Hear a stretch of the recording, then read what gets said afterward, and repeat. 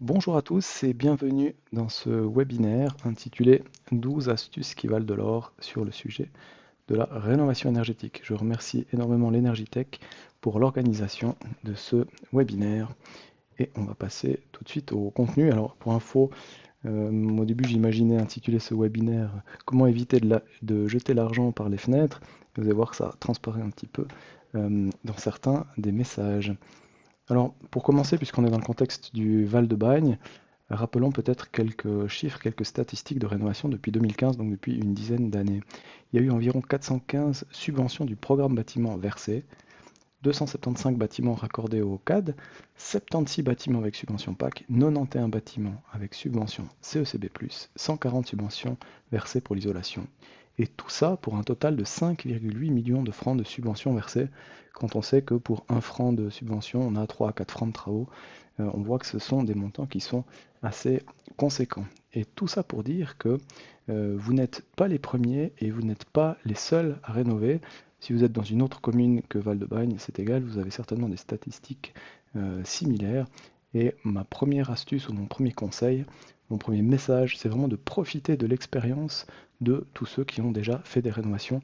Imaginez le nombre d'années cumulées de planification qu'il a fallu pour rénover tous ces bâtiments. Eh bien, vous pouvez profiter de ça. Adressez-vous à l'Energitech, adressez-vous aux bureaux d'ingénieurs qui ont conçu ces bâtiments ou qui ont rénové ce bâtiment, auprès des architectes, des artisans, des propriétaires aussi qui ont fait des bonnes et des mauvaises expériences. Bref, profitez déjà de toute cette expérience cumulée. C'est vraiment quelque chose de précieux sur lequel vous pouvez vous appuyer. Vous n'êtes pas obligé de partir d'une page blanche. D'autres avant vous ont essuyé les plâtres, comme on dit, et vous pouvez vraiment profiter de cela. J'aime bien ce dessin, ce schéma qui représente la rénovation, les étapes, finalement le chemin qui permet de construire quelque chose, et c'est valable aussi pour la rénovation. Ce document est issu de ce document Construire dans les règles de l'art, suivez le guide de la SIAVO. Il montre finalement les différentes étapes qu'il faut suivre pour construire ou rénover, et on se rend compte que c'est assez la jungle si on n'est pas du métier. Il y a plein d'étapes, il y a tout un jargon, des choses à faire dans certains ordres.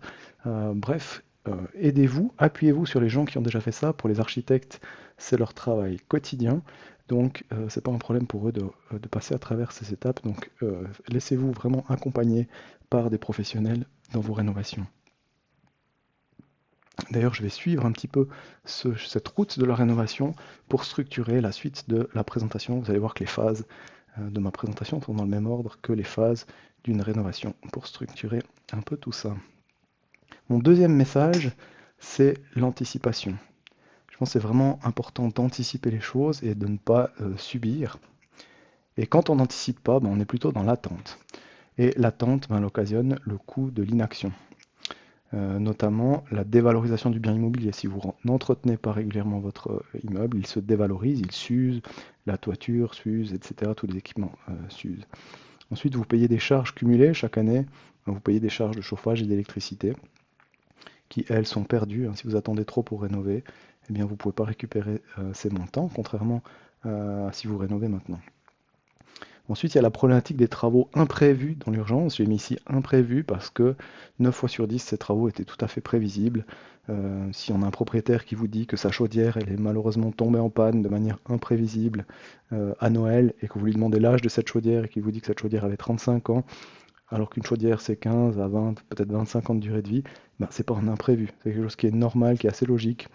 Et finalement, si ce propriétaire avait planifié le remplacement de sa chaudière, il n'aurait pas eu ce souci. Et souvent, ça occasionne des frais beaucoup plus élevés parce que dans le cas de la chaudière, il faut louer un camion avec une chaufferie mobile, il faut faire intervenir des gens dans l'urgence. Et ça coûte toujours plus cher que si on a le temps d'anticiper, de mettre les entreprises en concurrence et puis de prendre la meilleure offre. Il y a aussi le problème de l'inflation. Quand on attend, vous savez qu'avec l'augmentation des prix, l'indice des prix de la construction, tout augmente. Et si on rénove aujourd'hui, ça coûte moins cher que si on rénove dans 5 ans. Et donc c'est quelque chose dont il faut tenir compte. Et puis choisir versus subir, c'est ça vraiment.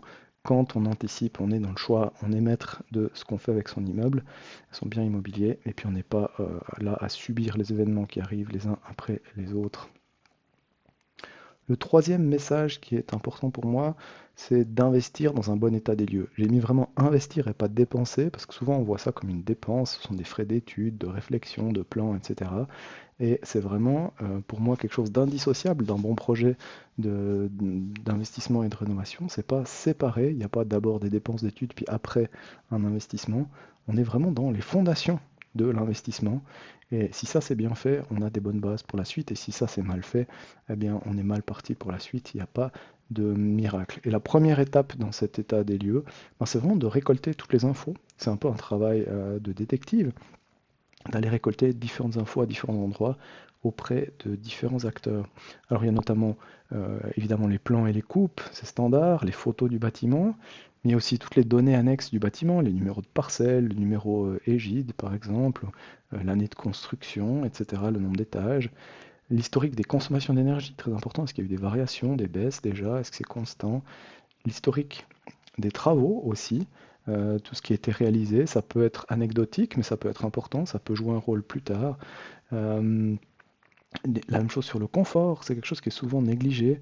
Est-ce que le bâtiment est confortable en hiver? Ou est-ce qu'il y a du froid, il y a des courants d'air, des zones plus fraîches? Est-ce que c'est confortable en été? Ou est-ce qu'il y a des pièces qui sont invivables, qui surchauffent? Est-ce qu'il y a des endroits qui sont bruyants? Et toutes ces infos-là vont aider à construire le projet de rénovation. On ne va pas mettre par exemple les mêmes fenêtres si c'est une zone extrêmement calme ou si c'est une zone extrêmement bruyante. On va privilégier des fenêtres anti-bruit ou des ventilations double flux, etc. Donc ça, c'est vraiment des éléments qui sont importants. Aussi le contexte socio-économique. On a tendance, comme ingénieur ou architecte, à aller tout de suite s'occuper du dur, des murs, des pierres, des isolants, et puis on oublie des fois un petit peu que ces bâtiments, ils sont occupés par des gens, et ces gens, ils ont des préférences, ils ont un contexte de vie.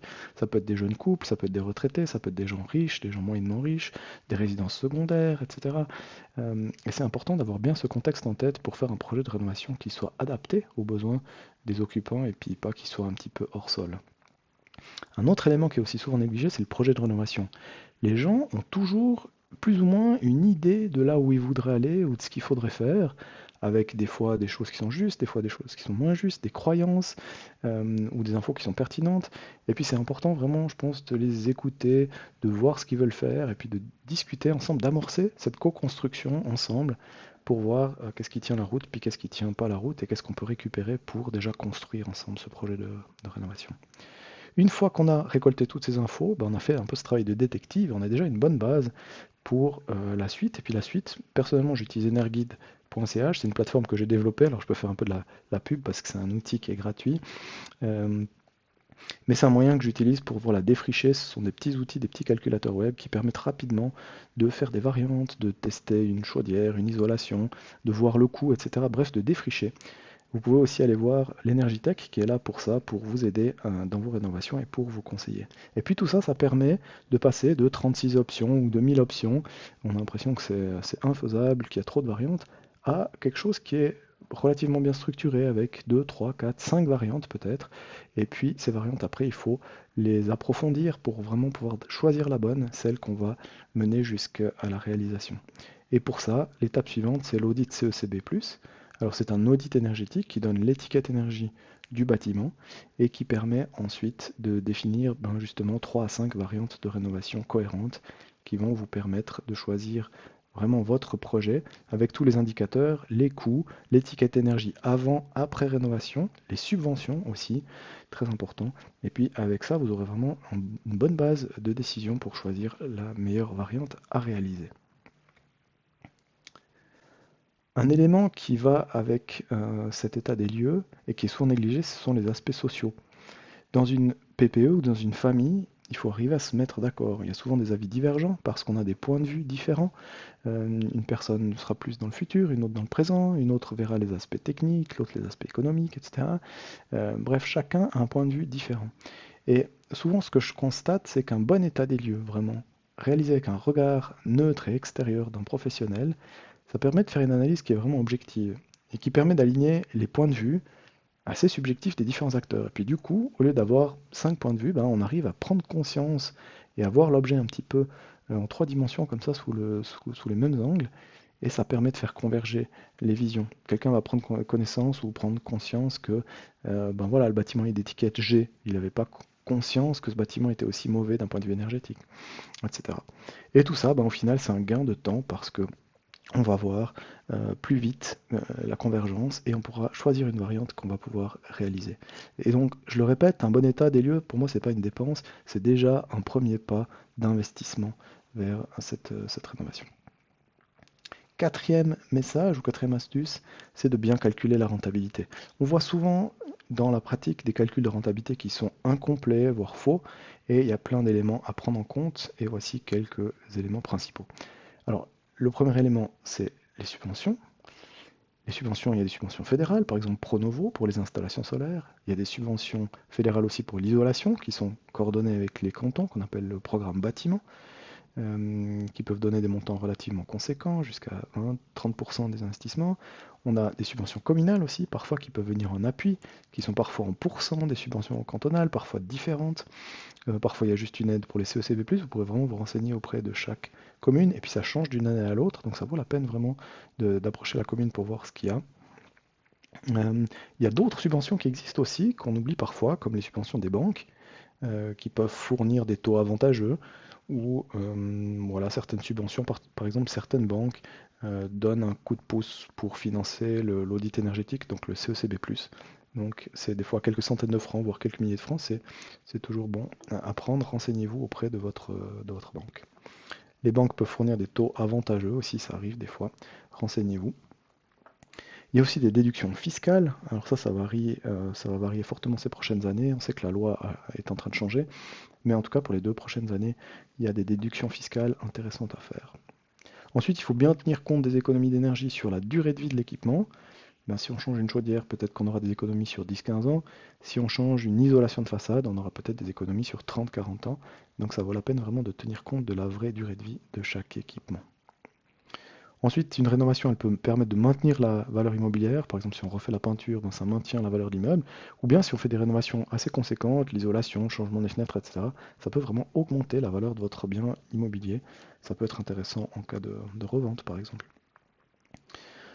Ensuite, on a tout un tas de bénéfices qui sont non économiques, qui sont difficiles peut-être à chiffrer, mais qui sont bien présents et qui sont perçus après par les propriétaires, les occupants ou les futurs acheteurs, notamment le confort par exemple. Quand on remplace des fenêtres, on a un meilleur confort thermique, on a moins de bruit, etc. Et ça se ressent. Ou quand on isole une toiture, pour le confort hivernal, on aura aussi un gain sur le confort estival par exemple.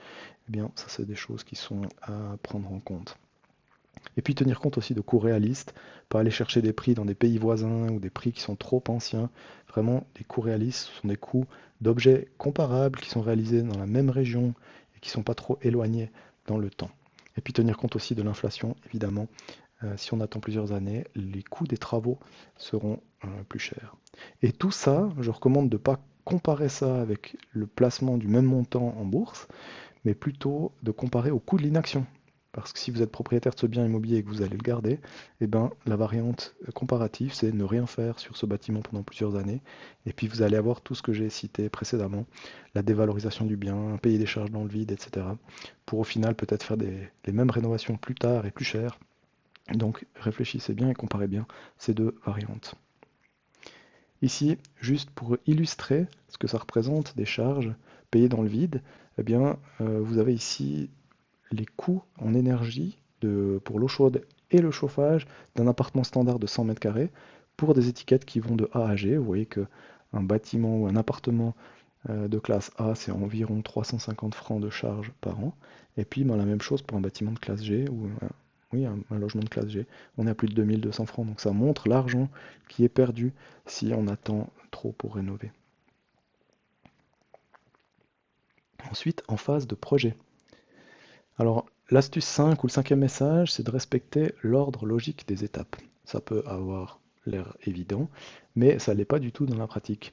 Et on voit souvent des rénovations qui sont faites à l'envers. On ne commence pas par l'efficacité, mais on commence par exemple par les énergies renouvelables, par mettre par exemple du solaire PV sur une toiture en fin de vie. Je vous donne un exemple ici en photo. Vous avez 2 toitures, sur la toiture de gauche. Si on mettait du solaire, eh bien ce serait très dommage parce qu'on voit que la couverture elle est déjà en éternite, elle est déjà bien usée. Et c'est fort probable que le carton bitumé qui est dessous il soit déjà sec friable, il n'y a pas d'isolation sur cette toiture, vous voyez que le bois est déjà un petit peu abîmé. Et si on met du solaire là-dessus, ben dans quelques années, la toiture elle va fuir, il va falloir refaire la toiture, on va devoir démonter le solaire, refaire la toiture, poser l'isolation, remonter l'installation solaire. Donc on va payer les choses 3 fois, installer, démonter, réinstaller, et c'est vraiment un mauvais investissement. Il vaut mieux attendre un peu avec cette toiture, et si on ne peut pas faire tout de suite, et puis installer directement, refaire à neuf l'élément comme on le voit sur la droite, là ils ont fait toute la toiture. Mon conseil c'est vraiment toujours de dire on ne touche pas un élément où on le fait bien, on le refait à neuf, et puis comme ça évite les bricolages qui coûtent au final toujours beaucoup plus cher. Une autre tendance qu'on voit parfois, c'est de faire au coup par coup, agile. Alors ça va bien dans le développement logiciel, ça va beaucoup moins dans la construction, parce qu'on va faire quelque chose d'un côté, on va faire peut-être un remplacement d'une fenêtre de la cuisine, puis après une fenêtre de la salle de bain, puis après un Velux, etc. Puis au final, on a un patchwork d'éléments, de valeurs U différentes qui ne sont pas coordonnées, on n'a pas prévu l'espace pour une isolation de façade, par exemple, etc. Où on n'a pas coordonné la rénovation du Velux avec la rénovation de la toiture, puis au final, on doit tout démonter, ça coûte plus cher, donc évitez absolument cette manière de faire. Par contre, on peut tout à fait faire des rénovations partielles si on a une vision globale. Par exemple, on peut dire ben, cette année on change les fenêtres, l'année prochaine on va faire la façade, mais par contre on tient compte de l'ensemble et puis on prévoit déjà l'épaisseur qu'il faut de l'isolation, etc. Alors là, ça c'est quelque chose qui fonctionne vraiment. Point 6, attendre absolument les décisions. Ça peut paraître là aussi évident, mais trop souvent on a des gens qui ils sont impatients de commencer parce que ben voilà, il y a la pression du temps, il faut que le chantier avance, etc. Puis on commence, on se dit bon, on prend pas de risque à commencer un petit peu, etc. Puis il y a toujours des subtilités, des distances aux limites, des nouvelles réglementations du feu, peut-être un droit de passage dont on n'avait pas connaissance, une modification de la loi sur l'énergie, l'aménagement du territoire, etc., la protection du patrimoine. Et puis ça, ben, si on a une modification dans l'autorisation de construire par rapport à ce qui était prévu, c'est pas un problème, c'est une ligne peut-être à corriger sur un plan, c'est pas grave. Par contre, si on a déjà commencé les travaux, ben, ça peut impliquer des milliers de francs de modifications, et c'est très très gênant, donc en plus d'être interdit, mais disons, évitez absolument de faire ça. La même chose pour les décisions de subvention. Attendez absolument la décision de subvention parce que sinon vous pouvez perdre toutes les subventions. Je vous donne un exemple. On commence, on attend la demande de subvention, donc en attendant on fait déjà l'isolation du plafond de cave, on commande les travaux, on reçoit la facture, on la paye, etc. Après on reçoit la décision d'octroi, alors ça tombe bien, il n'y a pas de modification, super, on a bien fait de commencer. Et puis, enfin en tout cas c'est ce qu'on se dit, et puis après, en fin de travaux, ben, on remet toutes les factures au service d'énergie pour paiement de la subvention. Puis le service de l'énergie s'aperçoit que les dates de facture ou de commande, eh bien, elles sont avant la décision de subvention. Et à ce moment-là, ben, il n'y a pas de discussion possible, on perd les subventions. Et ça, c'est vraiment dommage. Donc évitez absolument cela. La même chose, si dans la décision de subvention, il y a une demande de modification, ben, c'est facile à prendre en compte tant qu'on n'a pas commencé les travaux. Et c'est la galère. Sinon, donc attendez toujours les décisions. Vous pouvez toujours faire d'autres choses en attendant, mais ne commencez pas les travaux. Le point le plus crucial de cette présentation, je pense, ou dans mon expérience, le point le plus dommage, c'est cette histoire d'aération. C'est souvent qu'on n'a pas de concept d'aération. Pourquoi? Eh bien, si on prend une rénovation, on a peut-être l'architecte qui va s'occuper des plans, il fait des super plans, l'ingénieur il va dimensionner l'isolation, le chauffage aussi, le menuisier va s'occuper des fenêtres, il va vous proposer des super fenêtres en triple vitrage avec triple joint, super. Le cuisiniste il va vous proposer sa meilleure hotte de ventilation, décorative, vitesse variable, LED, tout ce qu'on veut. Et puis le poêlier fumiste il va vous fournir un super poêle avec une chambre de combustion super, etc. Et le problème, c'est que personne ne s'occupe de la coordination de l'aération, de concept d'aération entre tous ces corps de métier. Et ça crée souvent des problèmes déjà à la construction, mais à la rénovation, c'est souvent encore pire parce qu'il y a des infos qui se sont perdues depuis les années de la construction. Alors, j'ai essayé de faire un petit schéma qui résume, alors je ne suis pas dessinateur professionnel, mais je pense que vous allez comprendre quand même le concept de cet immeuble en coupe. Et le but, c'est d'illustrer les 4 cas de figure qu'on retrouve le plus souvent dans les bâtiments. Alors, en haut à gauche, vous avez une chambre. Et la chambre, ben, on doit se poser la question, comment on aère cette chambre? Peut-être c'est une chambre de parents, peut-être c'est une chambre d'enfants. Combien il y a de personnes qui vivent dans cette chambre, pendant combien de temps? Comment on aère la nuit? Est-ce qu'on doit se relever toutes les 3 heures pour faire une aération en grand? C'est pas réaliste. Est-ce qu'on doit vivre avec la fenêtre en imposte? À ce moment-là, on va chauffer l'extérieur, ou est-ce qu'on éteint le chauffage? Puis à ce moment-là, il fera froid dans la chambre. Bref, toutes ces questions-là, elles doivent être posées déjà à la construction ou à la rénovation. Même chose pour la salle de bain. Très souvent, dans une salle de bain, on a des odeurs, on a de l'humidité, et il faut évacuer cet air vicié. Très souvent, on a une extraction, comme on a dessiné ici, et il faut se poser la question de combien de débit, combien de mètres cubeurs on va extraire de cette pièce, par exemple 50 mètres cubeurs, et où rentre cet air, par quel orifice, par quelle entrée, est-ce que c'est une grille, est-ce que c'est un trou, une bouche d'aération, est-ce que c'est une inétanchéité dans une vieille fenêtre, etc. Et quand on rénove, quand on va changer la fenêtre, comment on s'assure que le débit passe toujours sans siffler, sans faire d'inconfort, etc. Typiquement ici, si on a une grille dans le bas de la fenêtre, on aura de l'air froid qui va arriver sur la personne qui est sur les toilettes ou dans la salle de bain nue, et ce sera une source assez grande d'inconfort. Le troisième cas, c'est la pièce du salon avec les poêles à bois.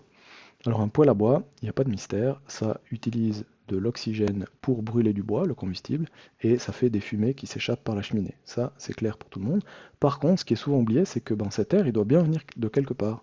Et il va brûler de l'air de la pièce, est-ce qu'il va brûler de l'air qui vient de l'extérieur? Ça doit être prévu, ça doit être conçu comme tel, parce que sinon, de nouveau, quand on remplace les fenêtres, eh bien, on risque de créer des problèmes de manque d'oxygène ou bien de problèmes de combustion pour le poêle. Dernier élément, la cuisine. La cuisine, très souvent, on a des hottes de ventilation qui sont puissantes, entre 400 et 600 mètres cubeurs. Cet air, il est extrait par le canal d'extraction de la hotte, mais il doit aussi rentrer quelque part. Est-ce qu'il rentre par des inétanchéités partout, par les portes-fenêtres, par les fenêtres? Est-ce qu'il rentre par une grille? Est-ce qu'on doit mettre la fenêtre en imposte? Est-ce qu'il y a un détecteur ou un relais qui évite qu'on puisse allumer la hotte de ventilation si on n'a pas la fenêtre en imposte, etc. C'est des éléments qui sont importants. Notamment si on a le cas de figure, comme on a ici, un poêle à bois qui est adjacent à une hotte de ventilation, on peut avoir le cas très grave où on va tirer de l'air à travers le poêle et on va amener des gaz de combustion à l'intérieur du logement et ça peut être toxique. Et il y a chaque année des accidents avec ce genre de cas de figure, donc soyez très prudents avec ce cas de figure. On a vraiment besoin d'avoir un poêle étanche avec une entrée d'air extérieure et puis de prévoir d'éviter de mettre en dépression l'appartement avec la hotte de cuisson. Donc si vous êtes architecte ou propriétaire, posez vraiment des questions basiques à vos corps de métier. Est-ce qu'il y a un débit d'air qui sort? Est-ce qu'il y a de l'air qui est consommé, soit par des personnes, soit par un poêle? Quel est le débit? D'où rentre cet air? Et puis s'assurer que les différentes pièces soient coordonnées et qu'on n'ait pas un déséquilibre dans les débits ou des problèmes de manque de coordination et qu'il y ait un concept cohérent. Les principaux concepts d'aération sont connus, c'est ventilation seulement par les fenêtres, c'est simple flux où on a une extraction par exemple dans les pièces humides avec une évacuation en toiture, et puis double flux où on a vraiment pulsion et extraction d'air, souvent avec un échangeur de chaleur entre deux. Et puis après, il y a des concepts un petit peu hybrides, mais soyez attentifs à bien coordonner ça, ça va vous éviter des soucis. Et parmi ces soucis, il y a les moisissures. Si on ne rénove pas bien, si on change des fenêtres, le taux d'humidité peut monter très vite. On peut très rapidement, dans les 2, 3, 4 mois, avoir des situations comme celle-là où l'humidité reste à l'intérieur, elle se condense sur les parties froides, sur les ponts de froid, près des fenêtres, dans les angles, derrière les canapés, etc. Et c'est une situation qui est extrêmement malsaine. Les champignons et les moisissures, c'est quelque chose d'extrêmement malsain pour la respiration, pour la santé. Donc faites attention à ça. La même chose pour le manque d'oxygène et les composés organiques volatiles, etc., les polluants de l'air intérieur. Donc une bonne rénovation, c'est absolument avec un concept d'aération.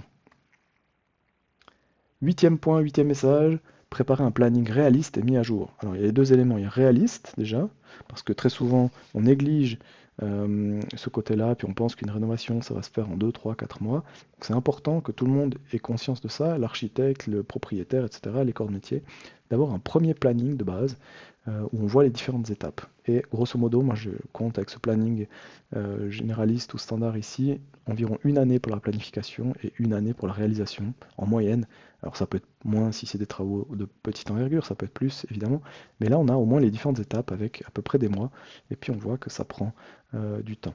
Et puis vraiment après, une fois qu'on a une base, il faut le mettre à jour dès qu'il y a un imprévu, dès qu'il y a quelque chose qui change, euh, et puis comme ça tout le monde partage la même vision du planning et sait qu'est-ce qui va arriver à quel moment. Et quand on a ça, ça évite vraiment de naviguer à vue et puis d'arriver avec les travaux en période de vacances, les travaux dans les périodes d'interdiction de construction, etc. Donc c'est vraiment un instrument très utile pour piloter ensuite les phases de réalisation. Ici, il y a une version un petit peu plus détaillée que vous pouvez utiliser comme base, si vous le souhaitez, avec les mêmes étapes, en gros, mais juste vraiment de manière un peu plus détaillée. Puis ici, on voit les acteurs qui sont en haut à droite, le propriétaire, l'expert CCB, l'architecte et les entreprises, les banques et les assurances. Puis on voit qu'on a une espèce de sandwich ou de millefeuille avec des intervenants, des acteurs qui arrivent plusieurs fois, mais à différents moments dans le temps. Et donc, c'est extrêmement important pour maintenir de l'idée du concept initial qu'on définit tout au début jusqu'à la remise des clés et que l'info ne soit pas perdue alors qu'on a plein d'acteurs qui interviennent, bah, ça nécessite vraiment une bonne communication. Je reviendrai là-dessus après. Ensuite, phase d'appel d'offres et projet d'exécution. Alors, mon conseil, c'est d'adjuger toujours au plus avantageux. Et le plus avantageux, ça ne veut pas dire le moins cher. Le plus avantageux, c'est le meilleur rapport qualité-prix. Et j'aime bien cette citation, celui qui croit qu'un professionnel coûte cher n'a aucune idée de ce que peut lui coûter un incompétent. Alors, j'ai pris cette photo sur LinkedIn à droite. Je dis pas que c'est un incompétent, mais je trouvais que ça illustrait bien les problématiques qu'on peut avoir sur un chantier quand on a mal planifié, quand on a mal coordonné, quand il y a eu une mauvaise compréhension. Ah, je pensais que c'était lui qui traçait. Ah, ben non, je pensais que c'était l'autre. Et puis au final, on se retrouve à faire des gruyères dans des cloisons, dans des parois, etc. Ou dans des planchers comme ici. Et donc c'est vraiment des choses qu'on veut éviter. Ça coûte cher, on perd du temps, on s'énerve. Donc voilà, répétez-vous ça comme un mantra à chaque adjudication parce que la tentation est grande d'attribuer à celui qui est vraiment moins cher, c'est d'attribuer au plus avantageux, celui qui a des bonnes références et un prix correct. Phase de réalisation, soigner la communication.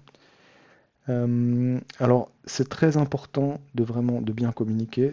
De mon expérience, une grande partie des problèmes vient de là. Vous avez vu dans le planning, il faut tenir les mêmes infos, partager la même vision sur 2 ans. Et ben, ça nécessite de toujours bien communiquer, de prendre ça vraiment à cœur et de soigner cette communication. Et donc la communication, c'est quelque chose qui est bidirectionnel. C'est pas juste l'architecte qui donne des ordres, c'est un directeur des travaux ou un coordinateur qui va donner des éléments, recevoir d'autres éléments en retour. Par exemple, ça nécessite de communiquer avant, bien avant le chantier, le planning. Voici mon planning, est-ce que vous avez des commentaires? Voici les particularités. Peut-être c'est une école, il faut faire attention aux heures de rentrée et de sortie d'école. Peut-être c'est une résidence secondaire, il faut faire attention quand les gens sont là ou quand ils sont pas là. C'est un bâtiment classé, donc il va falloir faire les choses un peu différemment, etc. Toutes ces particularités-là, il faut les communiquer. Puis ça permet aussi d'entendre les entreprises, puis dire, ah ben moi, c'est toujours compliqué au mois de juillet, ou moi, c'est toujours comme ça, ou moi, il faut me prévenir 2 semaines à l'avance, parce que je fais mon planning, ou nous, on fait les plannings le vendredi.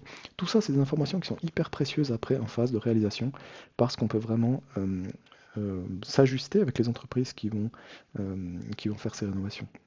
Ensuite, il faut bien communiquer pendant.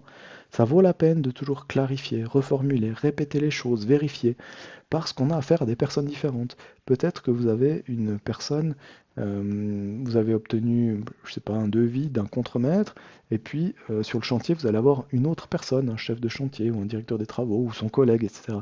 Puis lui, il n'a peut-être pas reçu l'info, il passe d'un chantier à l'autre, puis il n'a pas vu dans le dossier qu'effectivement, c'est des fenêtres différentes, que c'est des vitrages différents, que la ventilation, elle n'est pas faite de la manière standard, ou qu'il y a un matériau différent sous chape, etc. Et les gens, ben voilà, ils sont stress, on a tous plein de choses en parallèle, ils arrivent, ils ont tendance à faire comme d'habitude, et puis c'est là que ça coince, donc ça vaut vraiment la peine de répéter les choses, même si ça peut avoir l'air ennuyeux. Et puis si la personne a eu l'info, ben très vite elle vous coupe, et puis non, c'est bon, je suis au courant, j'ai les plans, etc. Et puis voilà, on gagne du temps. Ça vaut la peine de communiquer aussi après chaque phase de travaux, après une séance de chantier, après un élément qui est terminé, faire un compte-rendu, et un compte-rendu par écrit. Pas souvent après les gens ils disent ah mais moi j'ai pas entendu, j'ai pas vu passer l'info, j'ai pas pu la faire suivre, etc. Donc vraiment notez les choses et puis faites valider et ça évite après des problèmes. Et puis comme ça, en cas de doute, ben, on peut revenir sur le document écrit et dire ah ben non, regardez, le 14 avril, je vous ai envoyé ce document, etc. Ah effectivement, ça m'a échappé, pardon. Voilà. Et puis, peut-être le dernier point pour la communication, c'est de traiter les gens comme on aimerait être traité. Ça peut paraître un peu peut-être prétentieux, mais c'est quelque chose que je vois vraiment sur les chantiers. Des fois, certains architectes ou directeurs de travaux sont stressés, ou des propriétaires sont stressés. Il y a des enjeux financiers. Si quelque chose est mal fait, s'il y a du retard, ou si un élément est mal fait, ça coûte. On a peur que ça soit mal fait. Et puis, on peut traiter les gens de manière pas respectueuse. Et dans la vie, on reçoit ce qu'on donne. Et franchement, je vois sur les chantiers, quand on traite bien quelqu'un, quand on est attentionné, ça peut être des petites choses, hein, ça peut être un verre d'eau, un parasol, ça peut être de vérifier que tout va bien, de s'inquiéter du confort ou du bon avancement des gens.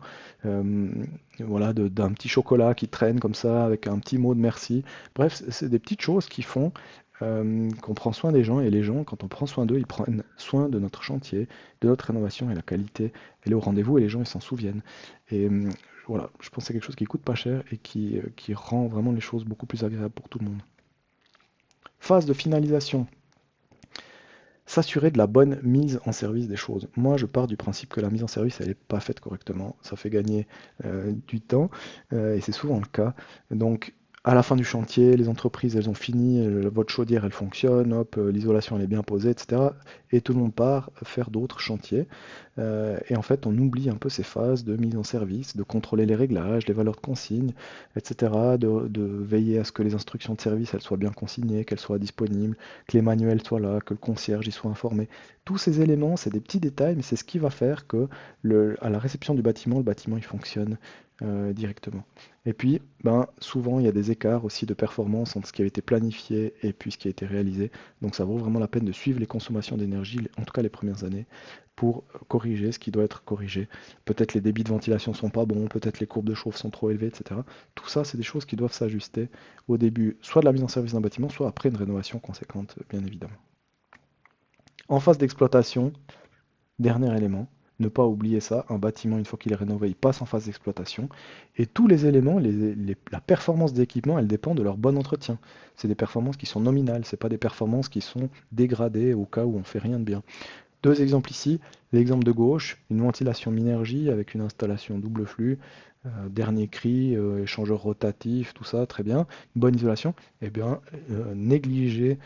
ces personnes ont négligé l'entretien du filtre, de la grille, en l'occurrence là de l'entrée d'air, de la ventilation, elle était complètement bouchée, on a dû remplacer l'échangeur rotatif, ça a coûté très cher, alors que de donner un coup d'aspiro sur la grille une fois par an, contrôler les filtres 2 fois par an, etc. C'est des petites opérations qui coûtent pas cher. Alors, quand on prend un contrat d'entretien, on a souvent l'impression qu'on paye dans le vide parce qu'on voit le technicien qui vient avec sa petite brosse, et puis on se dit, bon, ben lui, il fait pas grand-chose, et puis on paye 200 francs pour ça. Mais en fait, concrètement, il s'assure de plein de petits détails qui vont faire que votre installation, elle dure longtemps, et ça, c'est assez précieux. La même chose sur la droite, sur l'installation solaire PV, vous avez acheté une super installation PV avec des meilleurs panneaux, meilleurs onduleurs, micro-onduleurs, tout ce que vous voulez.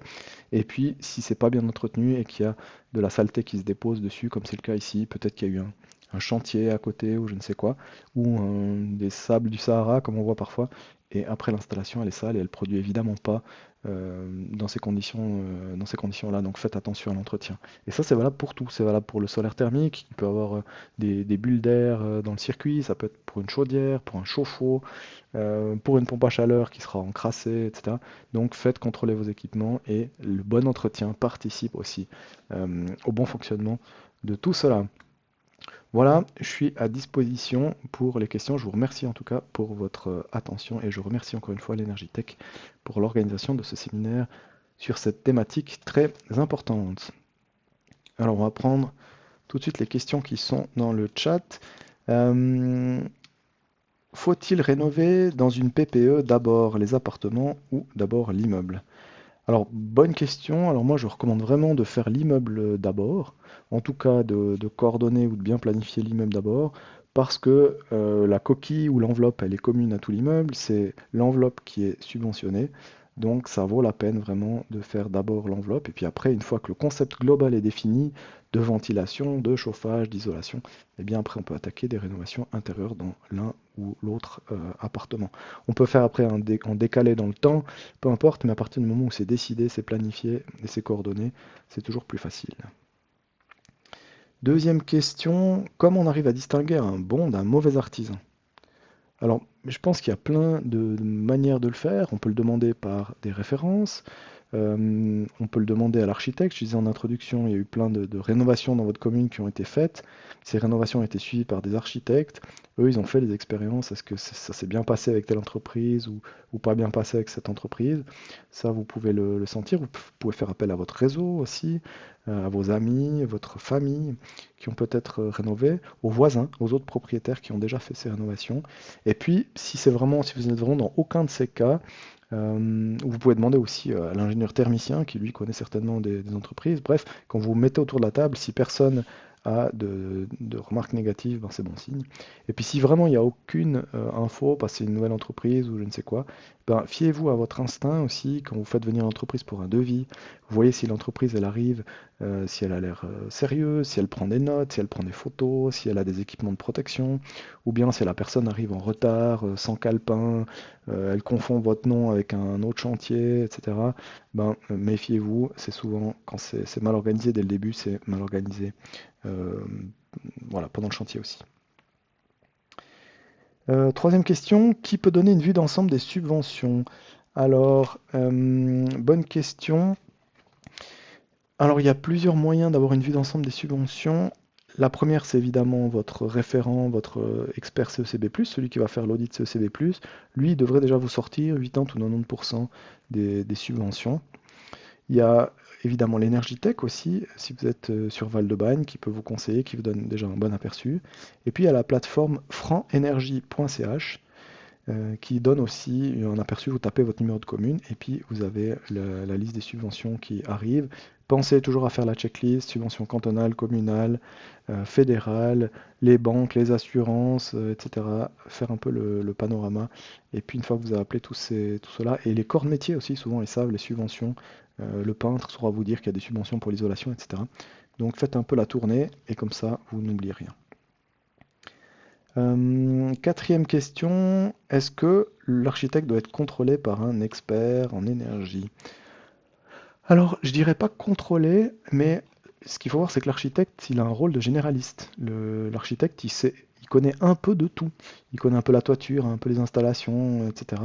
Et il va faire les plans et il va coordonner tout ça. Donc, c'est pas forcément un spécialiste en énergie, donc il ne doit pas être contrôlé par un expert en énergie. Par contre, il doit s'appuyer sur un expert en énergie, un expert CECB qui va lui dire, voilà, il faut 16 cm d'isolation de tel modèle ici, il faut tel matériau avec telle épaisseur ici, il faut un pare-vapeur de ce côté-là, etc. Donc c'est vraiment un travail d'équipe, hein, la rénovation, et chacun fait son rôle.